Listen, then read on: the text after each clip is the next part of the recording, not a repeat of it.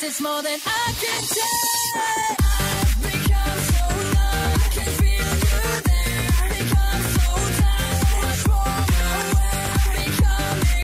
Fala aí pessoal, eu tô aqui mais com um vídeo. Agora eu vou ensinar vocês como foder a sua intro com o seu vídeo. Você primeiro vai ter que precisar desse aplicativo aqui, Vídeo Editor. Você vai lá nele. Vocês acham esse no Play Store. Aí você vem aqui, fundir vídeo. Você vem aqui, importar vídeo. Aí vocês escolhem. Vou fazer uma demonstração aqui. Esse.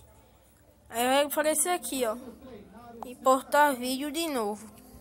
Aí você escolhe. Pronto. Aí você vem aqui nessa setinha.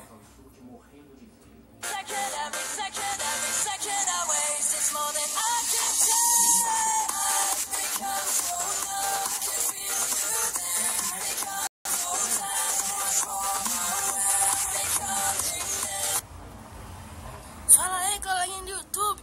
Aí vocês apertam nesse conferir verde. Resolução exportando. Vai exportar uma vez. Aí na segunda vez vai exportar.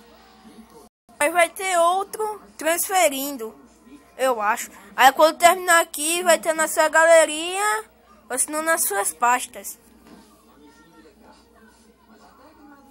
Vou ver se tá rápido pra eu mostrar a vocês. Porque o meu tá muito lento aqui, a internet.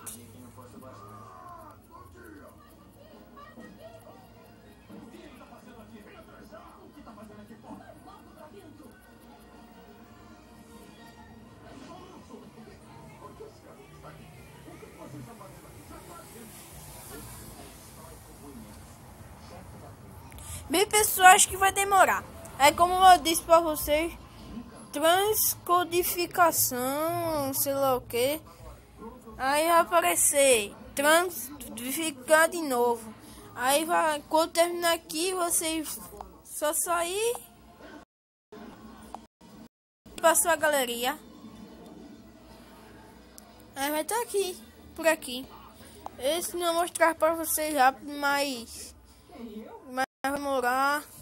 Só isso, pessoal. Espero que vocês tenham gostado do vídeo. Deixa um like, compartilhação, gostei. Só isso, fui!